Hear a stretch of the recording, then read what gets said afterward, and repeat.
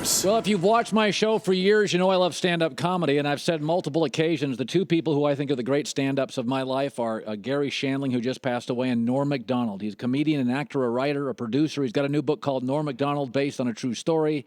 Just met him before we went on the air. An absolute career high for me. Let's bring in Norm Macdonald. Let's bring him in. Look at him.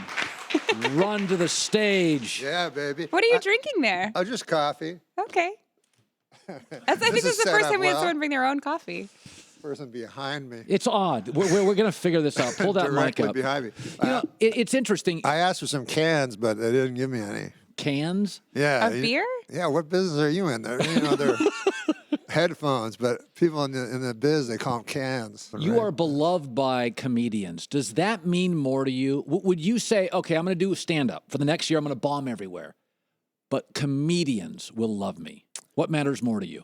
No, I don't want to bomb. I would take the not bombing option. Yes. You would rather get critical acclaim elsewhere. Yeah, I don't really care what comedians think. I mean, if it's a really great comedian, I like Letterman, it. you cry. Yeah, if Letterman likes you, then that's a huge thing. But yeah, so Letterman was sort of my Johnny Carson, And my plan was to go on Johnny Carson and be his last comic that he anointed. You know what I mean? That Sure. He went like that. Because he did it to Leno. He did it to Letterman. He Called did him it to over the couch. Seinfeld. Exactly. So I knew he had 8 months left or something. And so I went to move to Los Angeles for this reason. And I said, I'm going to be his last guest. And then there was this guy that booked the show named Jim McCauley. And God, the first time I went up, he comes up after because I didn't like you, but I'm drunk. I'm really drunk. And then the next time I was doing it, and I look over, and he's necking with a girl. So I'm like, oh, this is going bad. And then, so afterwards, he goes, you know what? You're a Jay comic, like more than a Johnny comic. Well, you were huge with Jay. That means anything, So Jay was doing Monday night, he was guest hosting at the time. But he was going to replace Johnny, everybody knew it. So, and then Jim McCauley goes, yeah, you're a Jay comic, not a Johnny comic. So that, of course, is meaningless. So I'm like, no, I think I'm a Johnny comic. That's what all my friends tell me. When everybody crafts a joke differently. Like, do you craft them better after, you smoke something, you drink something by yourself in a group? Like, where's it emanate from? When are you at your best comedic writing moments? Directly before the show, like within that half hour before the show, and then when I'm on stage. So you're just making it up, basically. Yeah, but I'll have a very good idea, So you go on Letterman, you don't know every joke you're playing. On Letterman? Yes. No. What I used to do, I thought, he wouldn't let me on anymore. But, you have to do pre-interviews on these shows. And you have to tell a guy all your funny stories. And then he goes and tells Letterman. They're not funny. And then you got to tell, he's already heard the story. So anyways, I would make up a whole thing, and then Letterman would go, I understand you have a cat. And I go, I got no cat. But one time I was... in Austin, and I tell another different story. So, and then he got a kick out of that. And then after a while, I didn't have to do any pre-interviews. Okay, I have an idea for a joke. Oh, you have an idea? Okay, I'm not funny, but I have I love you. I think you are funny. Not really. And I love this show. Okay, are you ready to hear this? Yes. Now, I can't do this joke, so my staff has actually warned me not to do this with you. They said It's true. They've all said, it's bad. He's a legend. You're an idiot, Colin. No. Don't do this. I've been warned by everybody. I have a premise for a joke. Yeah, you believe in it. Okay, so why would you listen to your staff? That's a great question, Norm. Do you have staff too? Well, I had staff a couple of months ago. So here's the premise. I think I had MRSA too. Oh no. I had so much antibiotics flowing through me. I was like, anyways. So I'm sitting with my cat. So this is the joke. You're sitting with your cat? The other day I'm watching a football game. You're I'm with watching my a football cat. game, yeah. And I thought to myself, don't make fun of me. This is hard for me with Norm. So I'm sitting with my cat and I'm watching football. Yeah. And I'm thinking, she didn't look happy. And I thought, because we just got rid of a dog, and I thought, wouldn't it be terrible if you were a cat and you were depressed? Because you have the ability to climb virtually anywhere to the tallest peak. Right. But if you try to jump and commit suicide, you always land on your feet. That's funny.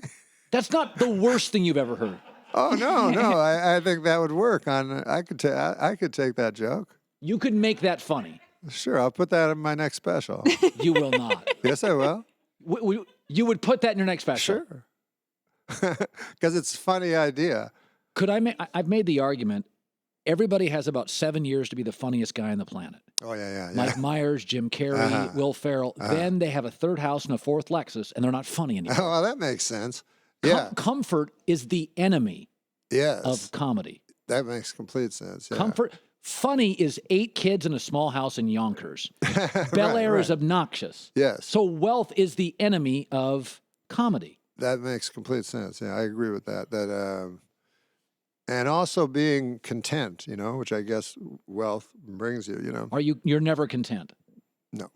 Why? No, I was trying to work on stand-up comedy, like trying to make it perfect. I know I never will, but...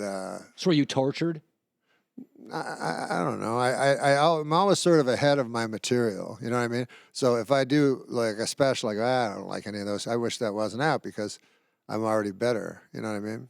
Because I just keep getting better and better because I do so many, hundreds of hours a year compared to everyone else. Oh, you do? Oh, yeah. You do more stand-up? Oh, yeah. You just nonstop? Like I have to do a special for Netflix, and I'm going to have trouble like picking the hour because I got 8 or 9 hours of material, So when I go on stage, like my dream always was I go on stage and just talk to the audience. Whatever subject they bring up, I already have a bit on it. You know what I mean? So I just speak to them. So if I threw something at you... Like a cat. Like you say you have a cat. I go, I got a cat too. But, he's suicidal. And when he jumps off a bridge, he lands on his feet every time. And that makes him more sad. And it's a vicious cycle, And See, he made it funny. I don't think he likes watching football anyway. Like he'd probably like to watch a show about a mouse. Like cats love to eat mouses, and dogs like to eat cats. I don't know why I'm explaining the food chain to you. You literally have a joke for everything. No, not yet, but that's my dream. I would think most of you're observational, right? I mean, you're constant. If you're on the road, there's a lot of material. Seinfeld always calls it the comedic jet stream. Seattle, Minneapolis, Boston, Chicago, New York. And when I used to watch Last Comic Standing, northern cities were funnier because it's cold and miserable. Yes. Like, are there cities that you've gone to and you're like, it's not as good? Like the South is not as good. Definitely. The South is not as good. No, it's like a different country. And and then what happened to me in the South when I was going to go there and do stand-up, there'd be a big fat guy in front. First of all, everyone's a big fat guy. The whole... Yeah, and they get the girls. Like there'd be a beautiful girl with a big fat guy.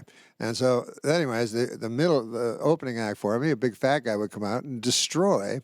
And then I would go out with a little tie. This was back in the 80s, a thin tie. And then everybody would, yell at me and questioning my sexual preferences. And so then about like the second night, the owner would come up and go, how about we switch the order? And let that big fat guy go on last. And I go, do I get the same money? You go, yeah. I go, yeah, of course, let's do that. There was one guy in the South, his name was James Gregory. Now, this shows you, we've never heard of James Gregory, right? Never. And so they said, I was in the South, they go, do you mind if James Gregory goes on? I go, no, I don't mind. And then I'm just sitting around, I look at the menu, and it's like the James Gregory hamburger. And... like all the food was James Gregory's name on it. And then there was a thing on the top that had his caricature of his face at James Gregory, the funniest man in the world. So, which is pretty ballsy, right? And then that's how the guy announces him, the funniest guy in the world. Then he goes on, and sure enough, he's the funniest guy in the world. And then I have to go on, and I just suck, And I'm like, and so the guy's like, how about that James Gregory goes up again? I'm like, oh, no. Let him, can't he just get his hamburger money? Norm's book is Norm Macdonald, based on a true story. A memoir. Is a memoir. Yeah. So you can kind of tell your life. Yes. But what I found quickly when you examine your life, someone once said, it's like Elvis Presley, a man once said, that a life unexamined is not worth living. Socrates said it. Right. Yeah. But when you examine your life, oh, that's not fun. So I tried to think, what do I do? You know, and then I came to the realization that, like, I wake up, I eat my Count Chocula, and then I'm like, pretty soon after that, I'm like, what am I going to get for lunch? You know, and so I go and get a ham sandwich with cheese. You know, and then I go, I got to eat this. You know, and I got to save enough time because I have dinner. You know, I have dinner coming up. Right. And I have to go buy some groceries. So anyways, I realized that most of my time in life was spent finding and consuming food. The whole book is about that. That depressed me, you know. I was like, oh my God, I shouldn't be spending so much time on that, you know. And plus, I didn't think it would make for a good read. But yeah, most of the stuff you do is just repetition of habits, you know, and feels mundane. It is mundane, and I don't have enough story. Like, you know, they want 300 pages, you know, 100,000 words, and my life's, you know, only worth 9,000 words. I read every autobiography, and the only good ones were Ben Franklin. Yeah, he did one that was to his child, and it talked as if he was talking to his child. The autobiography of Malcolm X, and this one by Rachel Dratch. No. No, those two, before the Rachel Dratch one, those two were the only good ones because they had so much to say. Okay, so it's Norm Macdonald, based on a true story, a memoir. This has been an absolute pleasure for me. Oh, well, I love you, Colin. Hey, I know I said that to Letterman. Now it sounds like I said it to everybody. But I know I love this show. I love this set. It's so cool. All right, they're telling me I got to get out of here. Oh, that's the end? That's a terrible ending. Well, no. That's the Often in my show, you know, I know how to do it because I've seen so much stand-up. In the end of your show, Yeah. you say a joke and it gets a big laugh, and then while they're laughing, you go, "Good night, everybody," and you run away. That's the way to do it. Yeah, that's the best way. Yeah. But a lot of times, it just fizzles out. No. And I can't think of it. I go, I'm tired. I gotta get me a James Gregory hamburger. Norm Macdonald, it's the Herd.